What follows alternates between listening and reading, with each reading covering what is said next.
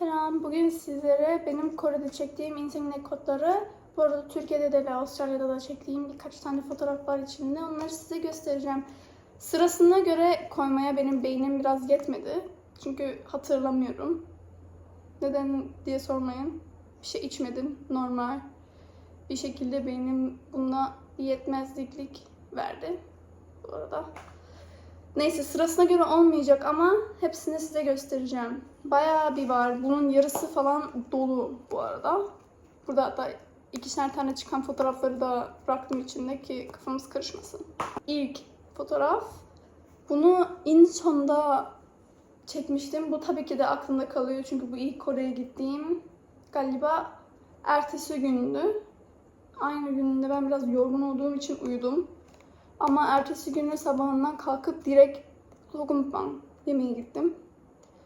Bu arada çok güzel bir şey. Simit gibi ama simitten biraz daha böyle yağ tadı geliyor.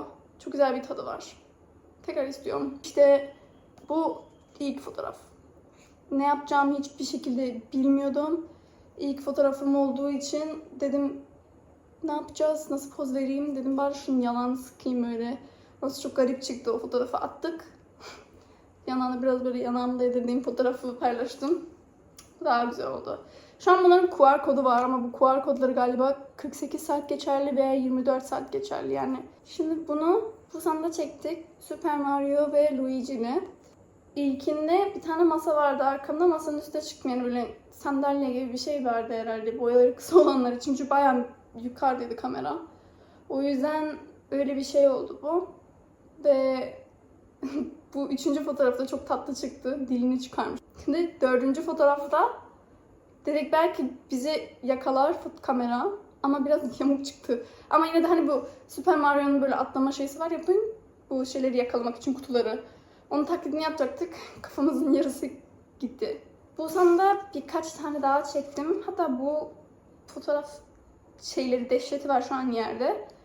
Ondan belki Busan birkaç tane daha çıkabilir. Bunu da Busan'da çektim. Türkiye'de buluşamadığım arkadaşımla Kore'de buluşmuş oldum. Onun erkek arkadaşı, benim erkek arkadaşım. Hepimiz bir tane fotoğraf çekmiştik. Ondan sonra dedim ikimiz de bir tane çekelim dedim.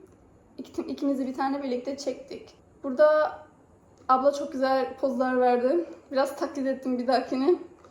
Şu pembesinde, birincisinde erkek arkadaşım yanağına elliyor. Ben de yanağımı ellesene dedim. Böyle ısırıyormuş gibi yapacaktım. Eline ağzıma soktu parmağını.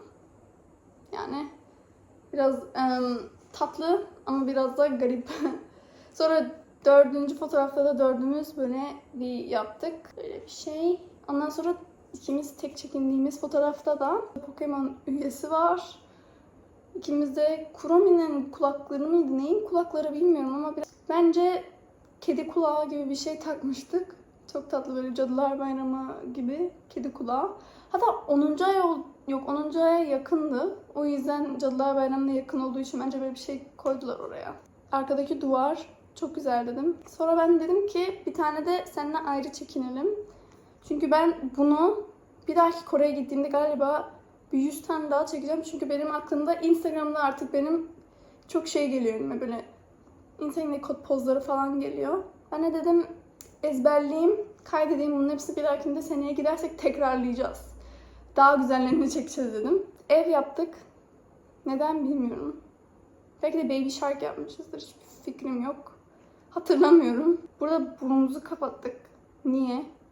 Bilmiyorum. Sormayın. Sonra burada dedim ki hıncımı bir çıkartayım senden. Neredeyse bir yıl boyunca senden uzak ilişkisi yaptık. Dedim böyle bir sıkayım seni böyle dedim. Sıktım. Ondan sonra sıktığım için önceden o kameraya böyle çıktım. Sonra ben de dedim ben de yapayım. Birlikte öyle garip bir anı yarattık. Ama burada bana ne dedi biliyor musunuz? Kaç tane daha çekeceksin dedi. Ben de küstüm, dedim ki istediğin kadar çekeceğim dedim. Zaten 2000 won yani. Ne kadar yapıyor? Fazla bir şey değil. Türkiye'de çektiklerimiz ne kadardı? İzmir'de çekmiştim. 100 lira mı neydi bir tanesine? Ona göre değişik. Hepsinin fiyatları değişikti galiba. Sıradaki bu Hyundai Colony yazan şeyi havaalanında çekmiştik bunu. diye hatırlıyorum. Çünkü benim bu kombinim havaalanında giydiğim kombin diye geliyor aklıma. Siyah bir ceket giymiştim. Burada fazla bir seçenek yoktu. Bayağı bir böyle küçüktü. Fazla büyük değildi. Ama eğlendik yine de. Burada Hanli. Onun köprünün uçlarını tutuyormuşuz gibi bir poz verdim 4. fotoğrafta. 3. fotoğrafta artık fazla çektiğim için ne yapacağımı bilmedim. Onun şehrinde de çektik bayağı bir. Artık bana da bir gına gelmişti. Dedim ki artık ne poz vereceğim ben dedim. Ben bilmiyorum dedim. Ne yapacağım ben dedim. Ondan sonra ikincisinde zaten gözümün altındaki o morluğu görürseniz bok gibi uykum vardı. Birincisinde de o gözlüğünü düzeltiyor. Böyle tatlış bir şey oldu bu. Bu sırada 4 tane falan çekmişim yani. O kadar fazla çekeceğimi düşünmemiştim. Ben oraya gittiğimde o kadar fotoğraf çekeceğimi bile bilmiyordum ama hadi neyse. Bunda onun şehrine geri gittik. Yosu'dan sonra tekrar Mukpo'ya gittik. Arasında galiba bir 3 saat araba sürüşü vardı ya da 2 saat falan sürdü. Çok fazla bir şey sürmedi. Tabii ben sürmediğim için kesin bana öyle gelmiştir ama. Geldikten sonra bunun arkadaşı yüzük yapıyor. O yüzükleri böyle taran övünüyorduk o yüzüklerimizle. Sonra zaten Avustralya'ya gideceğimiz için ikinci fotoğrafta o koala tutuyordu ama koala beyazdı. Ben de kenguru tutuyordum. Karnında bir tane bebek kenguru vardı. Ondan sonra böyle yüzüğümüzü gösteriyoruz. Ondan sonra burada birbirimizi dövüyormuşuz gibi. Sinirlenmiş gibi kameraya böyle. Sırada bu fotoğraf var. Bunun arkası çok güzel. Arkasında böyle stikerler vardı. Yukarıdan çekiyorsunuz böyle. Onun arkasındaki stikerler çok güzel. Bunu da onun şehrinde çektik. Mokbu'da. Stikerler çok güzel. Eve götürmek istedim birkaç tane ama nereye yapıştıracağımı bilmediğim için arkasına yapıştırıverdim böyle. Ve onun şehrindekiler bitti. Şimdi Seul'dakilere geçeceğiz. O Seul'dakilerden sonra da Türkiye ve Avustralya'ya geçeceğim. Burada da bu fotoğraf gerçekten çok iğrenç. Bu fotoğraf o kadar para verdik. Dedik belki kalitesi güzel olur dedik. Bize 4 tane fotoğraf verdi bir. O fotoğrafların hepsi de burada eriyor. Böyle. Şu an 4 tane fotoğraf var elimde. Keşke çekmez olaydım. Dedim Lotte World dedim. Belki güzel bir şey dedim. Güzel bir kamerası var dedim. Burada duracağına dedim. O kadar para verdik dedim. 2000 won normalde. O kadar para verdik. Bir boka yaramadı. Hem fotoğrafının şeysi buraya yapıştı. Hepsi eridi. Öbür sayfasında da var hatta bir tane. Şöyle eridi. Çektiklerimin içinden en nefret ettiğim fotoğraf bu galiba. Yüzümüzü böyle ayna efekti olur yani böyle düzeltir. Onu bile yani çok kötüydü. Editleme şeysi bile yoktu. Belki ben çirkinim. O çok güzel çıktı çünkü çok tatlı bir şekilde çıktı. Ama ben gözümün altı mosmor. Renge bakar mısınız? Hoşuma gitmedi. Şirman. Onun şehrinde bir tane daha çekmişiz. Şimdi geldi aklıma. Yeni gördüm. Onda çamaşır makinesi vardı. Tuvalet vardı. Evet. Çamaşır makinesinde çektik. Çok tatlı bir fotoğraf bu da. Birincisinde şunu yıkayalım dedik. İkincisinde arkadan gülüyor. Üçüncüsünde ben duruyorum. Onlar benim kulaklarımı tutuyor. Ondan sonra üçüncüsünde arkadaşlar hepimiz böyle şey yapıyoruz ona. Kulak yapıyoruz. Çünkü o hiçbir şey takmadı. Cunda hiçbir şey takmadı ama. Sırada Hyundai var. Bunu Hyundai'de beleşe çektik. Bir event vardı. Burada onun yanağını sıkıyorum. Burnunu tutuyorum. Bunda kalitesi güzel değildi. Ama diğerinden 1000 kat iyi ve bedava olmasına göre.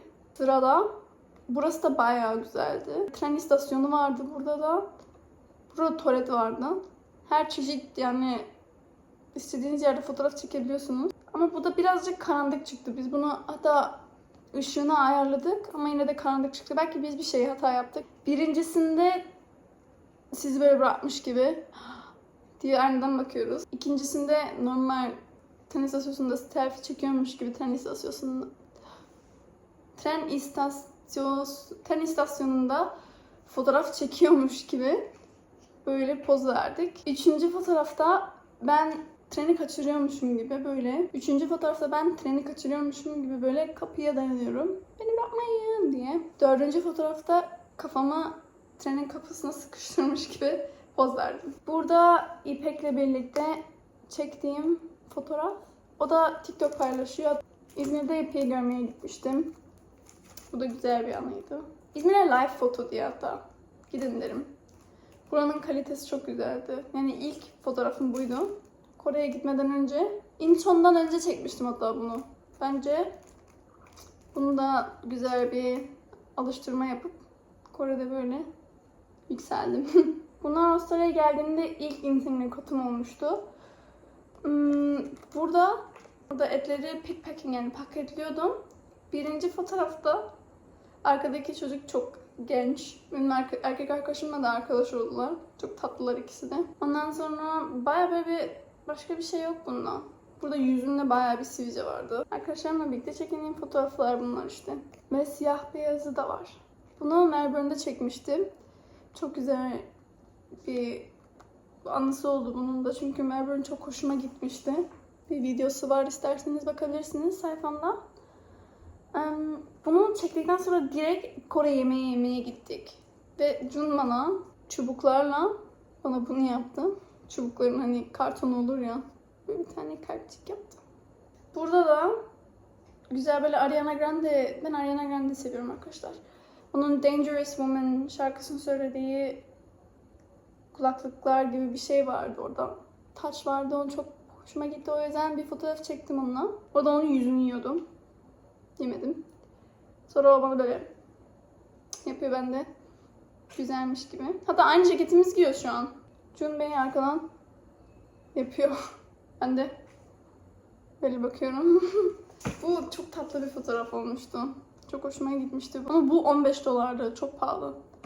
Melbourne'de daha ucuz olmasını bekliyordum. Sandığımdan biraz daha pahalı çıktı. Normalde $10, bir $5 daha fazla oluyor ama. Çünkü Kore'de 2000 won yani. Bence sırada 2 hafta önce çektiğim fotoğraf var. Bunu erkek arkadaşının kız arkadaşıyla çektim. Yılbaşı Noel olduğu için kafama taçlardan takıp çektim. Çok tatlıydı. Bunun da böyle kılıfı var aslında. Son çektiklerim kılıfı var. Bunu ben buzdolabına yapıştırdığım için böyle kılıfında bıraktım. Aynen bu İzmirli'dekininki gibi. Şöyle kılıfın içinde bunlar. Insignia kodlar buraya kadardı. Umarım videoyu beğenmişsinizdir. Bir abone olmayı ve beğenmeyi unutmayın. Bir dahaki video isteklerinizin hepsini yorumlara yazabilirsiniz. Kesinlikle bakacağım.